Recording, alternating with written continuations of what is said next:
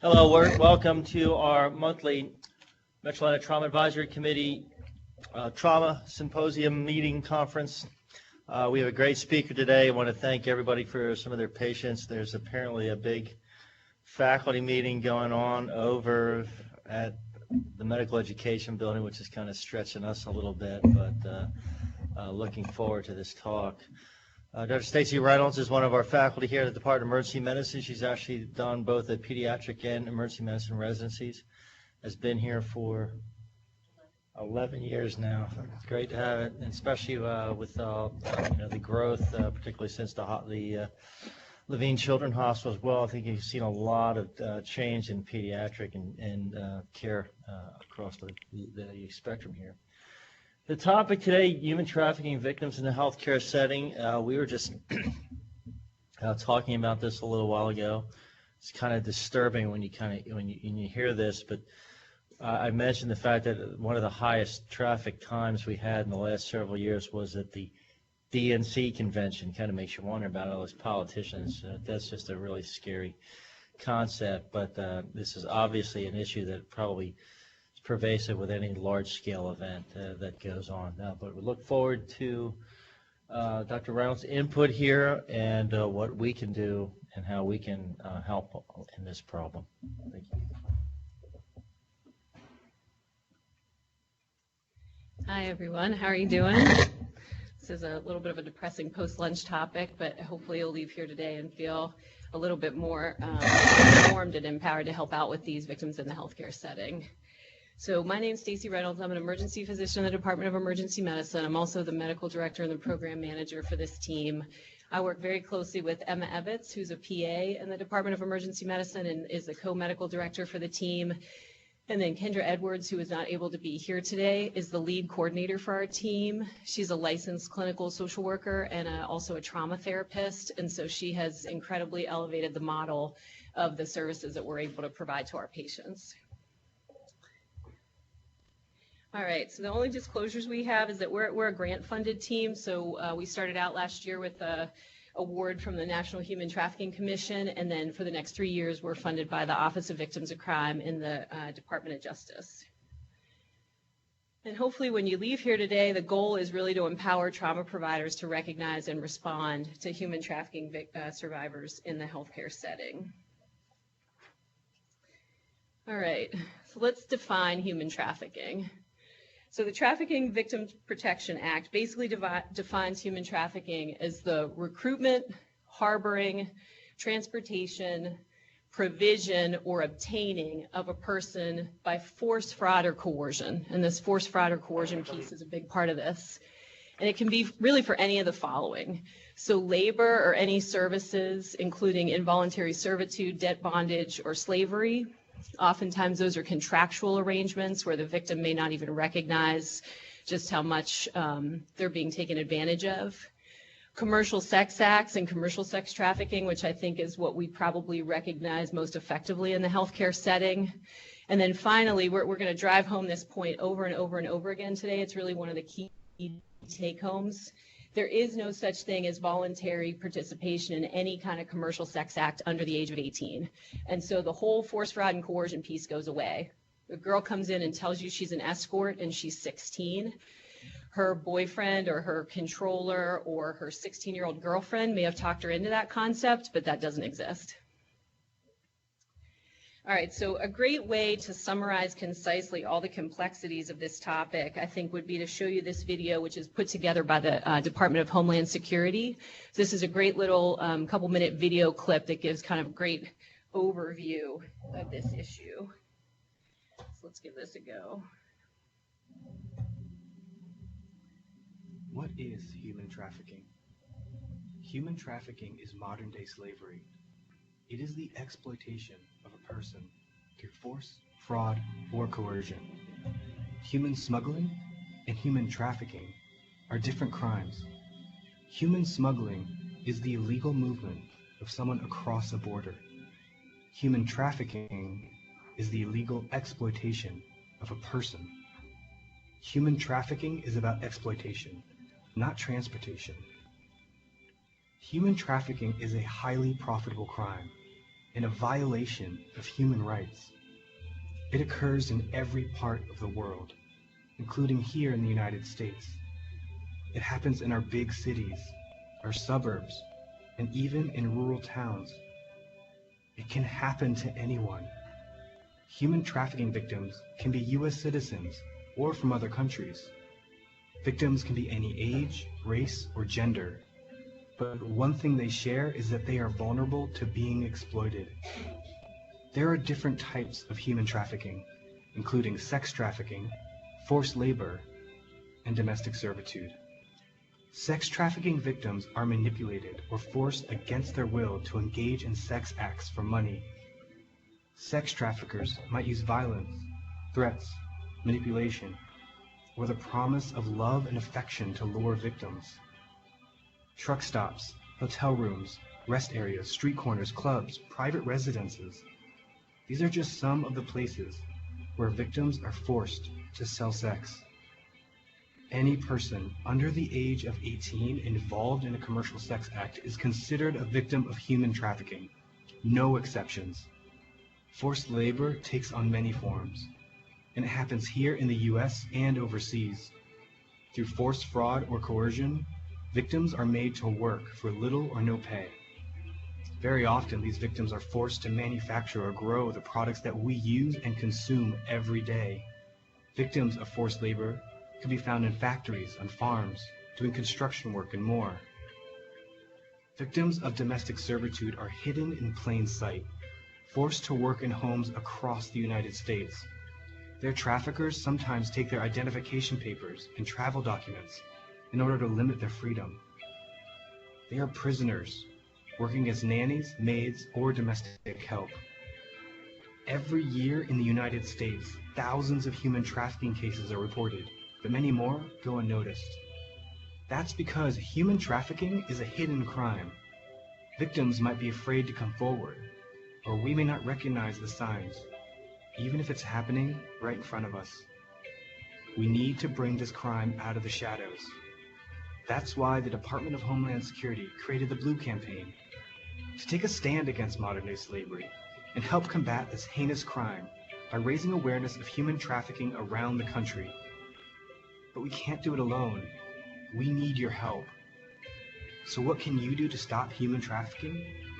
Visit the Blue Campaign website to learn more about the signs and indicators of human trafficking. Share this video on social media to help bring this crime out of the shadows. Be an informed consumer. Know who makes the products you buy and the food you eat to help keep slavery-tainted items out of your home. And finally, recognize and report suspected human trafficking. You can submit a tip to federal law enforcement. Okay, and we'll kind of stop there. But that kind of gives you a broad overview of the crime. Let's see here, this is gonna... All right, so what did we learn from that video? So a couple key takeaways there is that human trafficking affects all socioeconomic groups. So there's no particular demographic that can have this vulnerability, right? And it can be men, it can be women, rich, poor, suburban, rural, it doesn't really matter. Human trafficking absolutely happens on U.S. soil, and it happens to U.S. citizens. So we get lots of phone calls about people from Honduras. There is some terrible victimization that occurs to folks that are coming to us from Honduras, and sometimes acts that sound a whole lot like human trafficking have happened to them along the way. But this is, please don't be blind to the fact that this happens to our U.S. citizens. It's really not just a foreign national problem, and it's often sadly hidden in plain sight. I just want to drive this point home one more time because there's so many myths about this. I can't tell you how many times we identify a victim, and when we go back through the medical record, they were actually screened previously, and someone documents that they were engaging in voluntary prostitution or that they were a delinquent kid involved in high-risk sexual acts, and the vulnerability and the manipulation piece of this gets missed. So minors cannot consent to sell themselves under the age of 18, and commercial sex exploitation doesn't just include the exchange of money, it can also be the exchange of resources. So one of the sad realities in our community is that when a kid runs, so let's say a kid's being raped at home and they decide they can't take it anymore and they run, they often wind up in a more exploitive situation or equally exploitive situation from the one that they ran from. So those are actually huge red flags when you see unaccompanied minors, particularly runaways and kids with truancy that aren't in school, that you should be wondering, hey, what's going on with this kid? And really the bottom line here is that there are all sorts of forms of abuse that involve force, fraud, and coercion, but at the end of the day, human trafficking is a business model and it's about a cash stream. So traffickers are in it to make money, and they make money off of human inventory, right? So why is human inventory so lucrative? Well, it turns out that, and this is an outdated quote. This is from 2014. This is 6 years old now. And at that time, human trafficking was quoted to be a $150 billion industry, second only to drugs in terms of its ability to finance organized crime. So you will find small business owners in the community, boyfriends that pimp out their girlfriends to get by financially, and you will find large organized crime rings in our community that are making cash and supporting their criminal efforts by doing this. So why is this so lucrative? Well, demand, frankly. So the demand for cheap labor, industries that have trouble finding labor, the demand for commercial sex. CIAA comes here between February 25th and February 29th. Keep your eyes wide open. I guarantee you we're going to see human trafficking victims cross our paths in the healthcare system. Super Bowl is a big target market. DNC, Republican National Convention, is on its way to Charlotte. We should expect that we're going to see a huge uptick in this crime at that time. And so why is it? Well, the sad reality is that human inventory can be recycled. So this is a business model, the highest profit stream, lowest operating costs. So if you're selling guns and, you know, I can sell this gun to Gibbs one time and I make X amount of profit and the deal's over. Law enforcement gets hot in Charlotte and I've got a warehouse full of guns. I got to spend a bunch of money keeping that thing under wraps and making sure I don't get caught. If I have a van full of 15-year-olds and law enforcement gets hot, I load them in a van or whatever, and I move them down to Atlanta for a couple of weeks until things cool off up here. The only way I'm going to be held accountable when that van gets stopped is if one of those kids has the courage to go against groupthink and the manipulation that they're up against and actually speak out against me. And even then, law enforcement might have a hard time. Oh, so sorry, I guess I'm off the microphone. Even then, law enforcement might have a hard time holding them accountable. So it basically lowers the monitoring costs of the business. All right, how does this show up? Well, there's actually a whole spectrum, and I reinforce this point that there's a spectrum because too often we get enamored with kind of the criminal nature of this, and everybody wants to document whether or not they thought human trafficking occurred. But there's actually a whole spectrum of activities that are on the crime or sort of leading toward the crime or overlapping with the crime, and it's really not the label that matters, it's the vulnerability of the patient that matters. So this commonly shows up as sex exploitation. There's a crime out there called sextortion. So you and I get in a relationship, you think it's voluntary, except I take a bunch of photographs and video clips and I start posting them. I've threatened that I'm going to post them on the internet and embarrass you publicly and ruin your career if you don't do exactly what I want you to do. It shows up in pornography, particularly violent pornography and pornography of humiliation. We see lots of recruiting efforts. So we see things that fall short of actual, maybe legal definition of human trafficking, but it sure looks like there was a budding entrepreneur that was kind of thinking about getting in the business, and then for whatever reason it didn't take off. This absolutely overlaps with kind of domestic labor, and you can see both sex and labor trafficking overlap with one another. It's got a huge overlap with domestic violence. And where I think the line is really drawn there is that domestic violence is about manipulation and control within the relationship, and this levels up and adds the fact that it's a business model and a cash flow stream. And then sadly, and I think partly driven by the opioid crisis, we're seeing familial pimping show up in our community. So I'm now a 38-year-old drug addict. I don't sell very well, but I still need drugs. My kid will go for $200 an hour. I post her on the internet, and that's how I fund my habit. Or I take her with me into a trap house, and I cut a deal to get drugs using her instead of using me. Right? It's sad, but it happens.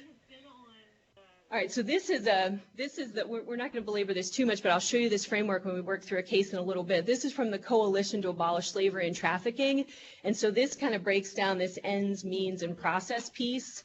I would never take this form into a patient's room and use this like a checklist to try to decide if I thought human trafficking occurred. But when I talk to someone conversationally about their experience, or if somebody starts to open up to me about their experience, I'm going to listen closely for what specific types of acts, what ends was this person involved in, right? Was there an exchange of money and resources? And then what means did the person use to manipulate the person? Is there evidence that they're being beaten? Were they lied to? Were false promises made? Or were they making threats against them, their family, deportation, whatnot? That's the coercion piece. And then finally, by what process did they recruit the person? One of the sad realities in our community is that there's a lot of internet profiling, and there's a lot of this stuff gets done online. So you think about it, we'll see these kids that are tough as nails. They have great street instincts, right? They can see a do-gooder doctor like me from coming a mile away. They know Kendra's a social worker before she ever introduces herself. But when we're working online, they'll get on and look at the profile of that kid, and they'll learn about everything what that kid loves to do, what kind of kids they're friends with, what kind of things they post, and then they'll kind of go after that kid using that information to present themselves as the man of this kid's dreams. And when it's all happening by text message, that same street smart kid who's got all these great instincts just doesn't seem to connect the dots because there's this huge piece of nonverbal communication that's missing. All right, so does this impact Charlotte? And the answer is absolutely. And I think when we first started doing some of this education, one of the things we were up against is that people are a little naive that it actually happens in our community. I think now we finally started to move past that. This is some data from the Polaris Project. So this is from the National Human Trafficking Hotline that shows that we go back and forth between 8th and 10th. We're back down to 8th again in 2019. So 36th largest city in the country, but 8th in the nation for human trafficking. Why is that? They think some of that's driven by the fact that we've got all sorts of highways, so you can get in and out of Charlotte easily. We also have an international airport here. There's a military base not too far from here. We've got lots of sporting events, and unfortunately there's high demand in our community. All right, so I'm going to show you a little clip. This is actually from February of 2019, but it talks a little bit about the CIAA, which is coming at the end of this month, and so I think this is worth seeing. 6:08 right now, all new this morning, growing concerns over a potential dark side to the NBA All-Star Weekend. Officials warning that thousands of people flooding the city would increase the amount of human trafficking. The numbers are already staggering. Charlotte ranks 8th highest in the nation for the number of human trafficking cases. NBC Charlotte's Ruby Durham joining us live this morning. So, Ruby, it's not only All-Star Weekend, but also the CIAA the following weekend that has police concerned. Really, anytime there's a big gathering of people. That's right. Large crowds are going to be reeling in this weekend and then 2 weekends away from this weekend for All-Star and then CIAA. Police say both are large-scale sporting events that are magnets for human trafficking. But either way it goes, they're going to be out in full force and on high alert. As thousands prepare to land in Charlotte, authorities are looking for something hard to see by the untrained eye. Victims of human trafficking. Anybody can be a human trafficker. Anybody can be a victim. Victims come from all walks of life, as do the buyers and sellers. But most victims are women. However, authorities say men can fall prey too. It could be mental health. It could be socioeconomic status. It could be they're in poverty. It could be their status as an immigrant. They're undocumented. They're here and they're being preyed upon too. It's the second largest crime worldwide, and at this year's Super Bowl in Atlanta, 33 people were arrested for sex trafficking over a 4-day period. Now, with the Queen City hosting 2 large-scale sporting events of its own, traffickers may take advantage of sports venues, hotels, and areas just off the main interstates, otherwise known as trafficking hotspots. In 2017, in the Tar Heel State, 221 actual cases were reported. In South Carolina, 118 cases were reported. To lure victims, experts say human trafficking often happens undercover, on social media or in shopping centers. We all own the problem. Everybody here has got to be part of the solution.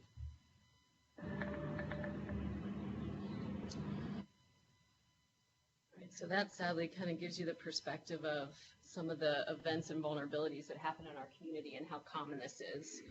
Whoops. All right, so I want to talk about the limits of the data, because if you're paying attention, you noticed I think they quoted 221 cases in North Carolina and either 118 or 180 in South Carolina. And you think, well, I mean, in the grand scheme of things, that doesn't seem so bad, right? Like, we're just one county in that whole state. Do we really need a whole human trafficking team to deal with this problem? And I think what you have to realize is data collection is very limited and inaccurate. And it's because these crimes are hard to bring to justice. So what formally gets called a case within the legal system just barely scrapes the surface of all the things that are on the human trafficking spectrum. Similarly, when they talk about 221 cases in North Carolina, I think what she was probably quoting was calls to the North Carolina Human Trafficking Commission. Now, how many of you, if you thought you were dealing with a victim of human trafficking, have called the North Carolina Human Trafficking Commission as part of your response? Yeah, we don't routinely, and nor do many other social service providers. So these calls are often sometimes places where there's no resources to deal with the problem or people calling from outside in the community. So just recognize that the limited data that's available grossly underestimates the problem. All right, so where does this show up in our community? So according to the Polaris Project 2018 data, domestic labor, agriculture, and traveling sales were part of this. You can also see forced peddling. So people will be given a quota and told you need to get out there on the street and hustle and come home with a certain amount of money or you're going to get beaten. Common reported venues for sex exploitation, erotic, massage, hotel and residence-based trafficking were among the top. We have a problem going on in our state right now with massage businesses. So basically the state finally passed a law where massage parlors could be inspected randomly. So if you had licensure as a massage parlor, the police could walk in at any time and check out your operation. So many of these businesses quickly became Reiki businesses or some other alternative service provider because then they were able to avoid the law. So there are actual venues in our community that law enforcement knows are a problem, but they're hard to shut down because of the way the traffickers manage the finances and the ownership of the business. All right, so, but how does this relate to trauma surgery, right? So I'm sure Ron Singh's probably thinking here, sounds like this involves a lot of talking to people. I didn't go into trauma surgery necessarily to be up at 5:30 in the morning doing a lot of talking to people about their detailed narratives. But part of what I want to illustrate for you today is how much this impacts health outcomes, right? The special needs that this population have and the negative impact that this will have on health outcomes if you don't recognize it and plug the patient into resources to deal with it. There's real medical comorbidities that go with this. It's not just a social service problem. All right, so let's look at a case. So this case will kind of illustrate some of the pitfalls of kind of working together to manage victims within the healthcare system. All right, so Cheryl presents to the ED for the 4th time with an assault. And when you look through the medical record, there's this clear escalating pattern of violence evolving somewhere over the last 4 to 6 weeks. So this time she comes in with most of the bones in her face broken. Fortunately, the shock absorbers in her face did what they're supposed to do, and she did not wind up with a head bleed. But we know that if we send this patient out to follow up with plastic surgery in a week after the swelling goes down, next time she takes a beating, we're probably going to be pronouncing her in room 1. So this patient's in a pretty tough situation. Now the medics mentioned to you some neighborhoods in town where they've picked her up before, which kind of makes you wonder about commercial sex exploitation. And when you go back through the medical record, you find other red flags. So in this patient's case, this was kind of and this is an adapted story, so this is not an exact account, but this patient was a teacher who had a college education and developed a femur fracture skiing, got hooked on pills. When she couldn't afford her pill habit anymore, she developed a heroin habit and then subsequently lost her job. And you can see in the medical record where the bottom kind of falls out and she's suicidal and she's in crisis. And then she kind of gets past that point and almost kind of gives up. You don't see her anymore for mental health visits. And she bounces in and out of the system, but you don't see violence. And then all of a sudden now in the last 6 weeks, it's violence upon violence upon violence. So why would I illustrate a case like this for you? Because I want you to understand that all these victims are not 22-year-old kids that got kidnapped in a white van and hauled off to get chained to a radiator in somebody's basement, right? Some of the vulnerability that leads to this is, this woman had a pill habit. When she couldn't afford the pill habit, she developed a heroin habit. She may have engaged in voluntary, I would say her habit is her controller in this case, but quote unquote voluntary prostitution. And once you're out there on the market and you demonstrate that you've got lowered boundaries and you're willing to do this to survive, that's when the gorilla pimp shows up. So this may have been voluntary prostitution at some point, but it sure looks a whole lot more like there's a force piece going on now.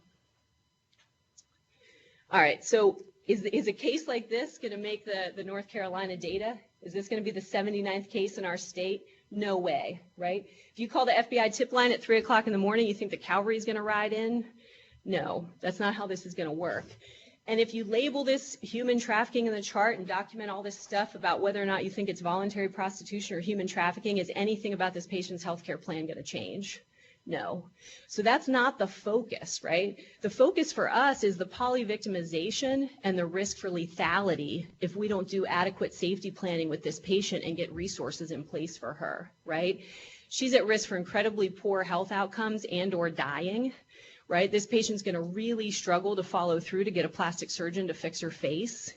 And she's got tremendous social instability. These are the ultimate cases of the social determinants of health.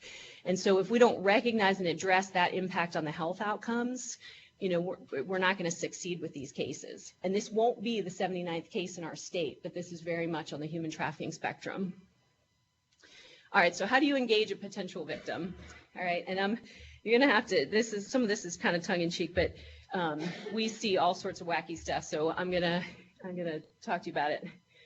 All right, so, hey, ma'am, are you being pimped out? Maybe in 1985, somebody might have said yes to that, but nobody identifies as being pimped out, right? They're recruited, manipulated, exploited. Nobody's going to say yes to a question like this. Do you need a social worker to talk to you? Listen to me.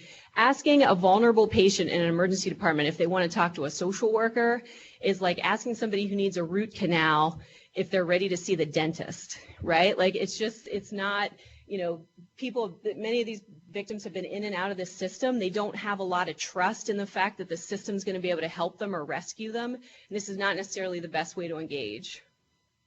Do you trade sex for money? Patient's not going to tell you this, right? They've been coached by their controller. They might be afraid to go into jail. They might already have outstanding warrants or might already have a track record with law enforcement. This is probably not going to open a door in a conversation. Hey, wake up. Are you being coerced? I don't know, buddy, ask my lawyer, right?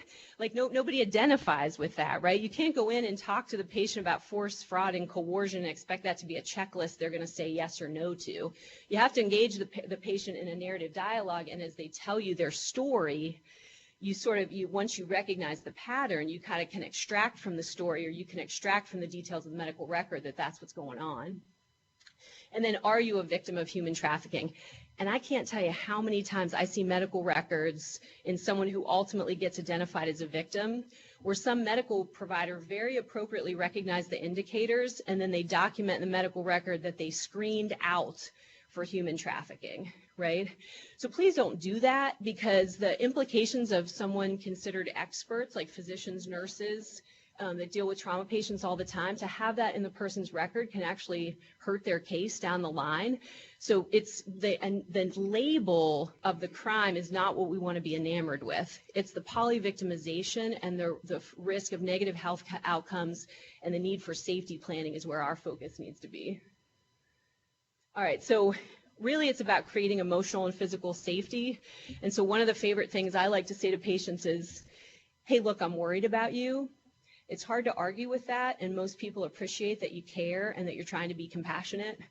I feel like you may not be safe, right? I could be wrong, but given the fact that every bone in your face is broken, that's a reasonable thing to ask. Listen, we've helped other people before in tough situations. We see people in really tough situations all the time. Sometimes I'll even go as far as to say, like, we don't have to involve law enforcement. If I think there's substance abuse or a potential track record involved that might make the person reluctant to talk to me. And then I'll say, listen, help me understand how we could make you safer. And the thing I like about that approach is it's not a yes-no question, right? Do you need my help is a very easy thing to say no, and you kind of get the brush off and you get pushed away. Trying to do something more open-ended encourages a dialogue with the patient. And then if that doesn't work, another thing you can do is say, like, hey, what could we do to get you a safe place to sleep tonight? Or what do we do to get you a safe place where you can heal from these injuries? Because I'm worried about what happens to you if you go back there and you take another beating like this. And so it's all about creating a partnership based on what that victim actually needs and sort of centering it on the victim. So let's look at this case, how the model plays out.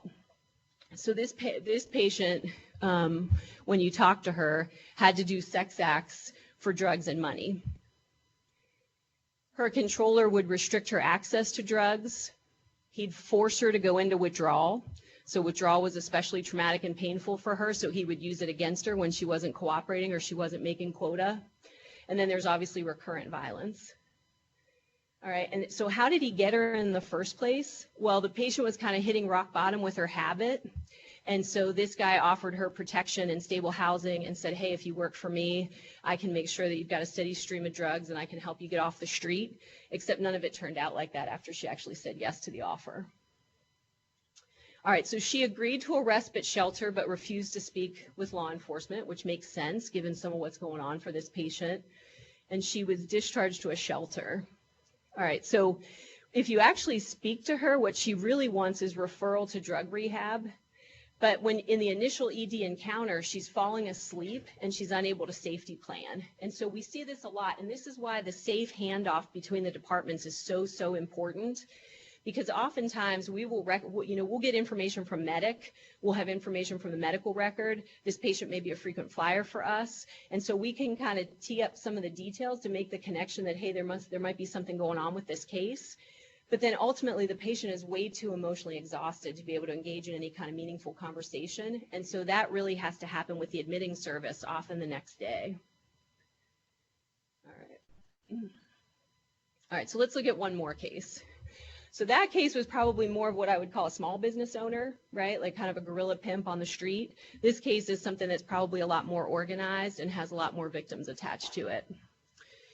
So Lola gets admitted to trauma surgery. She was sexually assaulted. She's been badly beaten. She's got facial fractures, and she had multiple right upper quadrant stab wounds. Trauma takes her to the OR, and she ultimately has a splenectomy.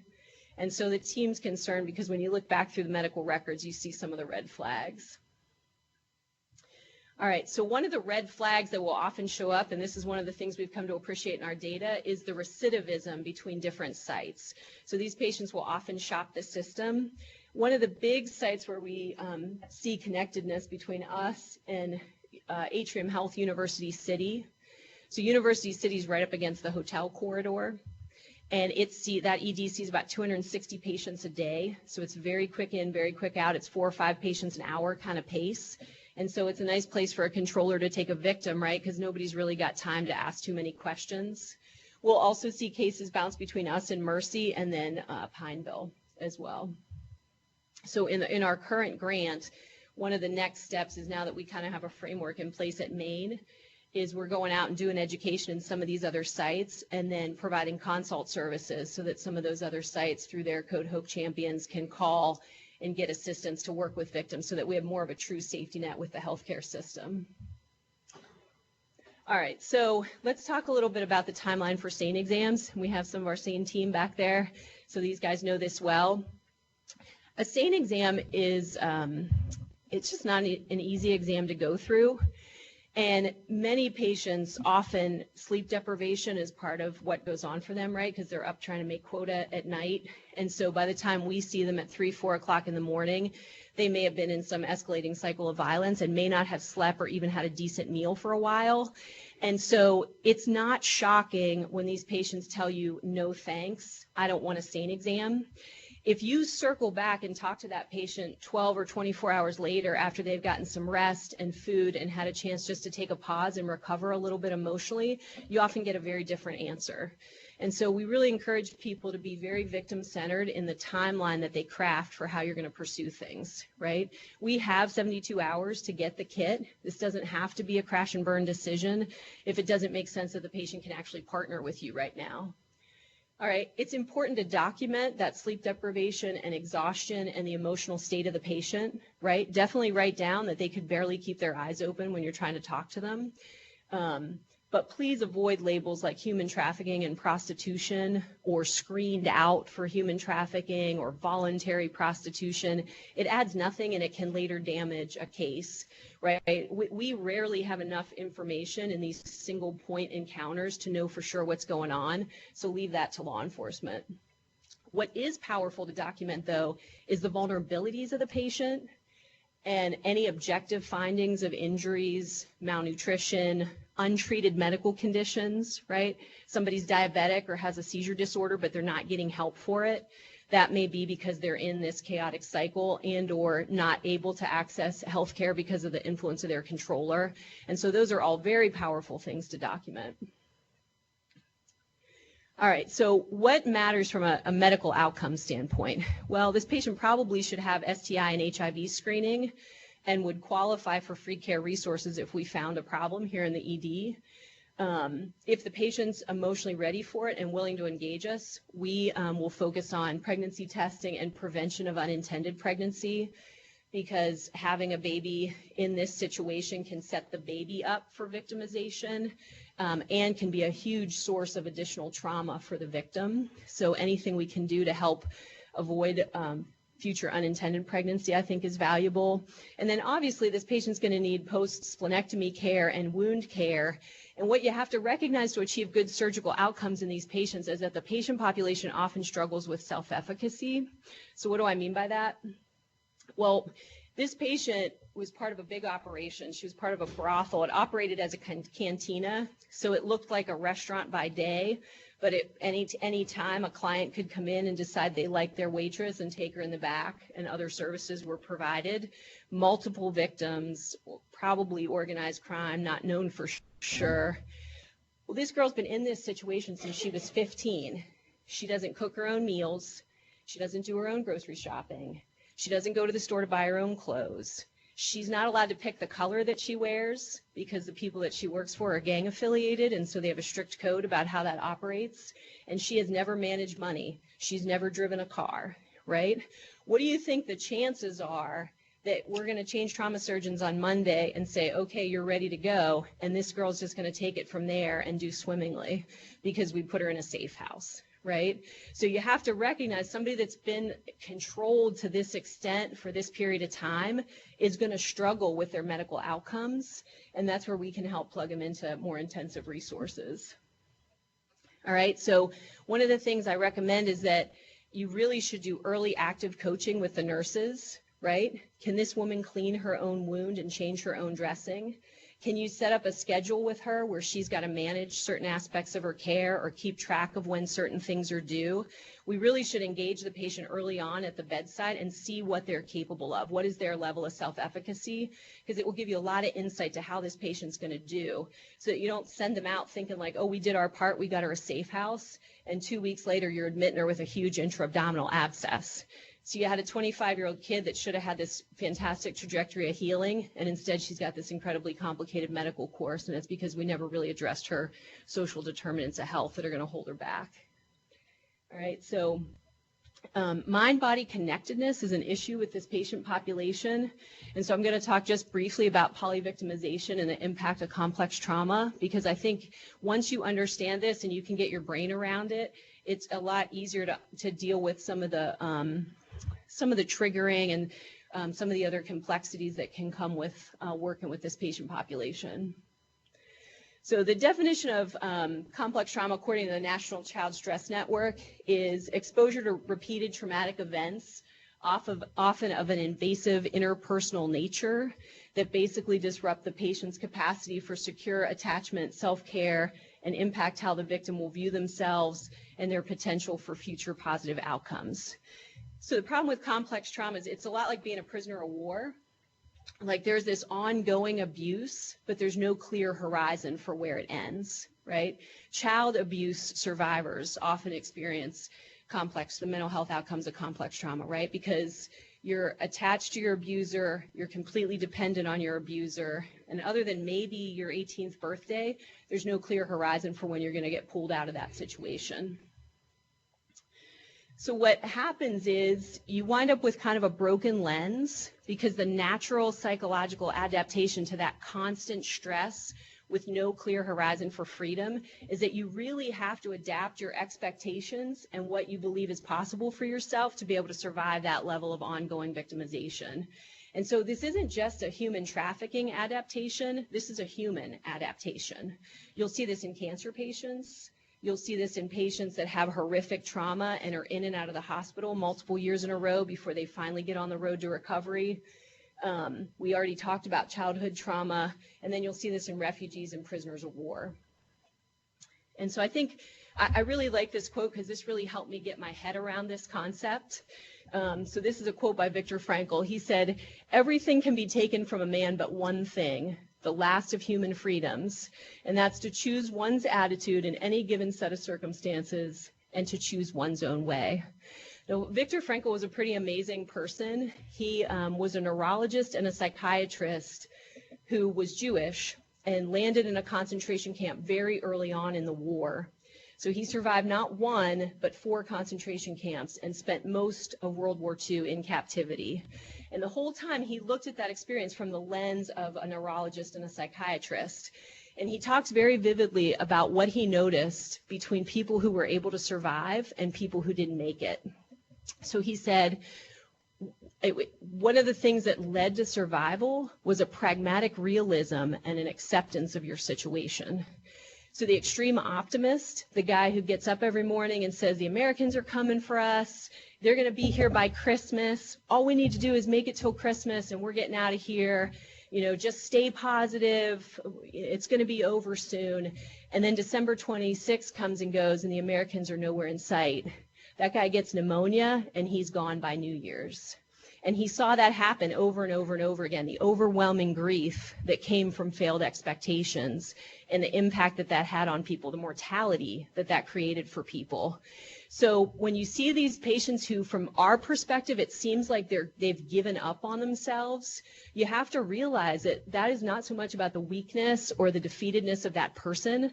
That is a very normal psychological adaptation to surviving extreme stress that has no horizon for an ending.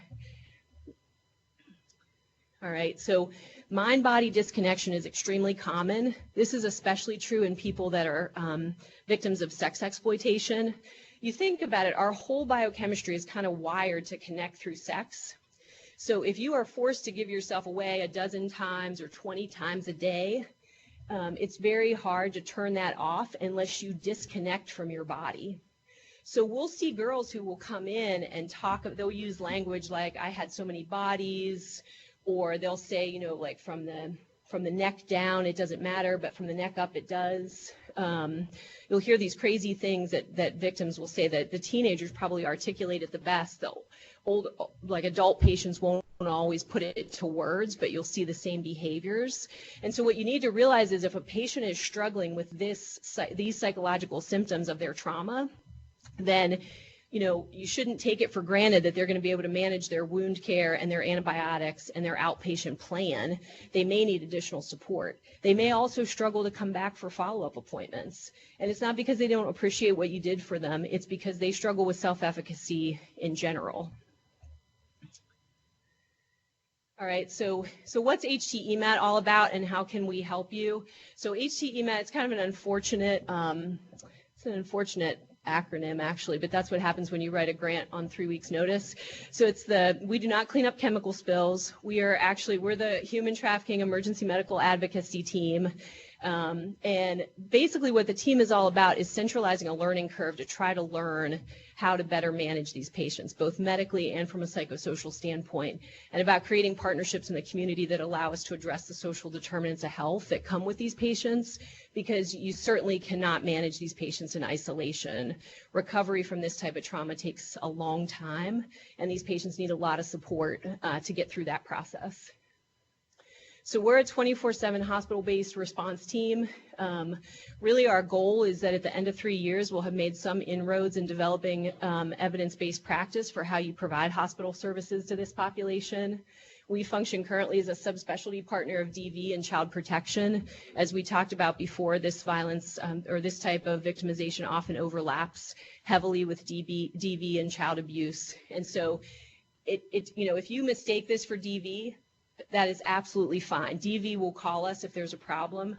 If you mistake this for child abuse, you get the child protection team involved. Do not worry about it. They will call us, and we'll manage that so that we can minimize any invasiveness to the patient. We maintain over 24 community resource relationships, and that's because these patients have a lot of complex needs. For most patients, when they leave their trafficker, they're going to be homeless and unemployed. Most of them will not have insurance. Some of them may not even qualify for insurance. If they're a foreign national, they will qualify for a T visa if they're a victim of this crime, but they're going to need help getting one, and so they may need legal support. We have an attorney that we work with through the Battered Immigrant Project, that if we have someone who speaks Spanish, foreign national, that is reluctant to partner with you, and you think it's because they don't understand their rights and the range of services that are potentially available to them, we can get that person on the phone or have that person speak with the patient during the inpatient stay, and they'll have a conversation in that patient's language of origin to help them understand what the options are. We will do, some of these patients have to be relocated. So this last case, Lola, she was in a very high risk situation and ultimately wound up getting relocated. So ultimately her post-surgical care is going to get handed off to somebody else. We often cannot be told what city the person's going to, but we'll write up a medical summary and meet with the victim's advocate so that they understand the complexity of the needs, and they make sure the patient goes to a location where they're going to have access to the level of trauma care that they need to have a good outcome. And then obviously, we cannot meet the needs for intensive case management and vocational training and all of the things that go into helping one of these victims recover. So that's why we work very closely with some partnership organizations in the community that can take that on. And that's where we can add value to helping these patients succeed. And then that just kind of lists some of the other comprehensive needs. All right, so in terms of our model, when we started out, we thought, well, we know these victims are easily triggered by sitting around in a hospital with no structure, bored out of their mind. Their circadian rhythm rarely matches with ours, right? Because these are victims that may have been up all night and are used to sleeping all day. Hospital providers don't get that. They don't like it. They see it as laziness. It becomes a high conflict situation. So when we started out, the initial model was, let's just provide distraction services. So we met with music therapy and art therapy and the chaplains. We worked with Child Life so that Child Life would kind of understand this and could make plans with patients. And the whole goal was really to just create distraction and structure and help the patient deal with some of the loneliness and feelings of isolation that come with that. We're realizing that even that's not enough, and there's actually huge gaps in what's available in mental health services for complex trauma victims. So now we're starting to talk to other institutions across the country. We found 2 that actually have polyvictimization trauma models, and so we're looking at what could we do to actually have a trauma intervention model. All right, so this is just one last interesting thing that I kind of wanted to share with you. So this is from NPR's TED Radio Hour. It was a November episode, and it talked about PTSD in combat survivors. And so the other pattern that we sometimes see is, the victim will kind of, as horrible as their situation may have been, there may be parts of leaving that situation that they are actively grieving. And it can be really hard as a healthcare provider to get your head around that. Like, how is that possible? Well, when I listened to this TED Talk on risk, I thought that this was a really interesting observation, because they talked about PTSD in survivors of combat. And these weren't guys that went in and whooped the enemy and were high-fiving it to the bar. These were guys that their friends died, they lost limbs. I mean, they saw really devastating, really devastating experiences in combat. But then they all talked about grieving the loss of the combat experience. And you think, how is that possible? But what they uniformly described was that they were in this high adrenaline, fully present moment, right? Because they're just in survival mode, and they were fully present and had this very much alive feeling, and they experienced brotherhood and inclusivity during that experience like no other time in their life. And I think sometimes when I talk to some of these adolescents that get pulled into this, I sometimes hear themes that this really resonated with me, that when a victim leaves this situation, there is often overwhelming feelings of loneliness and isolation and despair about what could possibly come next. And they really need a lot of support in the early stages of recovery to succeed. All right, so I won't belabor this too much because we talked about it a little bit. We also, in addition to biopsychosocial screening and trauma intervention and crisis counseling, we also provide a medical assessment model. And so some of what we look at is just making sure that the comorbidities are being addressed, including any preventative opportunities. And then we talk to the patient about just their overall symptoms, because it can give us a lot of insight about that person's mind-body connectedness and their capacity for self-efficacy. All right, and then this just goes over some of the opportunities for prevention and screening, and really documenting the social determinants of health, because as we move forward in a population-based model, if you document this as just another 25-year-old kid who had a splenectomy, you are not going to get full credit for the range of complexity and the high risk that's associated with that person's surgical outcome. So capturing some of this doesn't just make sense from a social service model, it really makes sense from the future of healthcare financing and what it's going to take to keep a level 1 trauma program successful. All right, so I just want to end by sharing this video with you. This is from the Office of Victims of Crime. It's called The Faces of Human Trafficking.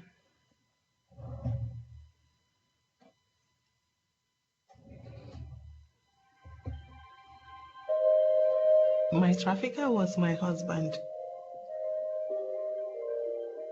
There was no way I could reach out to anybody for help. We're scared. We're scared to run. We're scared to tell anybody what's going on.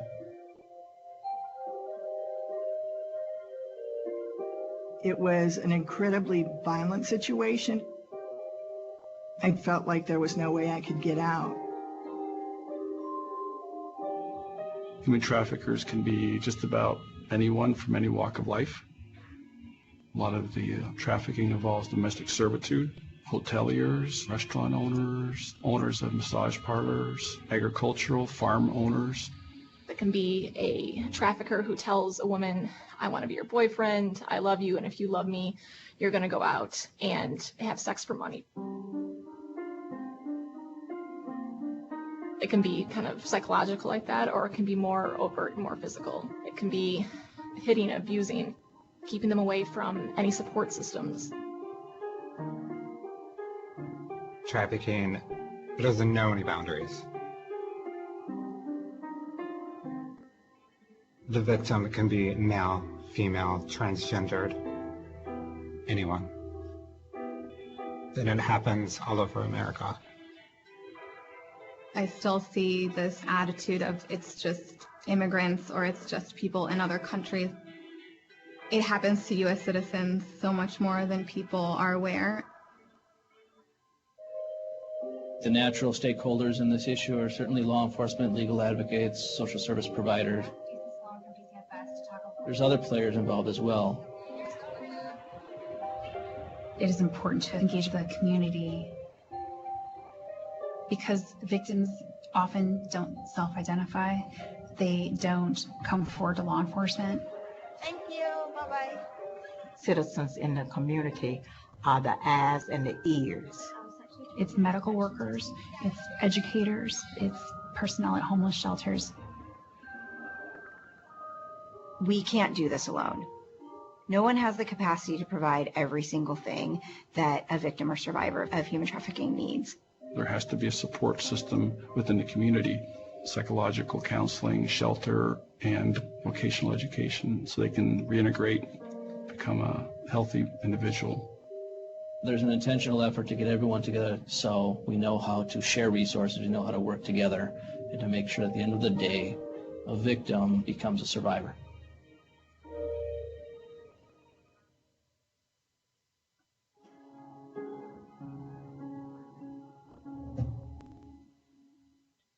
There's some, that last website that just flashed, there are some phenomenal resources on there if you would like to learn more about human trafficking. They actually have a really great program that they just came out with called Understanding Human Trafficking. It's up to 5 hours, but it's divided in hour-long modules, so you don't have to make a 5-hour commitment if that's too much, but you can actually get a certificate. All you have to do is go to the OVC website and register for free and get an account, and they have really well done videos that explain everything from understanding the crime all the way through victim mindset and how to be more victim-centered and how we provide services. So just the final point that I would make to you is just that really playing as a team matters. These victims are vulnerable. They often are very self-defeated and don't really believe that recovery or meaningful life are possible on the other side of what they've been through, at least in the early stages, not necessarily long-term, but in the early stages. And so that's why it's so important that there's good communication between the services and the hospital, and that folks understand the social service plan that's in place. Social service and medical plan that's in place. So thank you. Does anybody have any questions?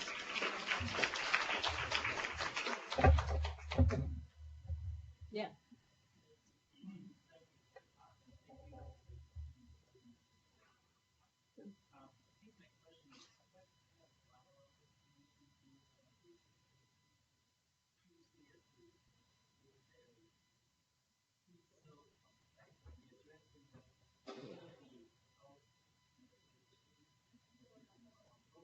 And the child says, well.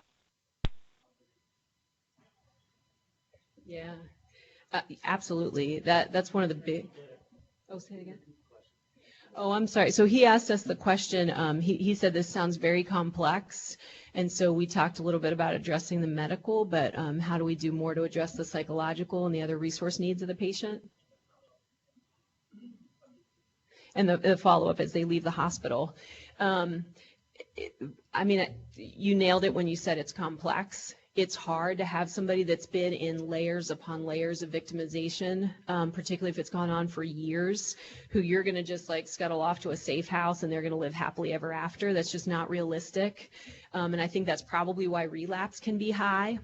One of the saddest stories I heard about relapse was a kid who had been lured by a neighbor and a trusted family friend. He took her to New York City and orchestrated 30 guys raping her in a weekend, and then kind of had her as a sex trafficking victim going forward. She went home at the end of that weekend to her family. She went back to school, and she was in school, and she would go out and do this for him at night. She ultimately ran with him and stayed. And you think like, but you had a 2-parent Christian family who loved you. Like, why would you go back to this guy? And what the survivor talked about is that, like she just wasn't the same person anymore. Like, how was she ever going to sit across the dinner table from her Christian mother and feel connected the way that she did before? And so I think, it's absolutely true. These patients have a huge shadow of trauma. And until they learn to integrate that shadow and move forward and make peace with a new identity that will never be the same again, they will continue to struggle. And so relapse is a very common reality, and there are huge gaps in the mental health services and resources that are available to this population. So, even what we're trying to do, working with adolescent victims during their safety planning stays, even if successful, that will really at best be a temporizing measure, and it doesn't begin to address the true need that's out there and missed. I have a real simple operational question. So if we have an NHP situation, we know who to call. And so in a situation like this, who would we call in a purely screening capacity to say, I'm not sure about this situation, I need somebody to help? Yeah. What I tell folks is if the word boyfriend is so common that I often tell people, if you think there's actual commercial sex exploitation, then I'd call us first. Or if you think it's labor trafficking, then obviously that goes to us. But if you're just not sure and it lands with DV, that's going to turn out fine too. And that's why it's so important that those teams work collaboratively together. Any questions? you very much. Okay, thank you. Oh, thanks.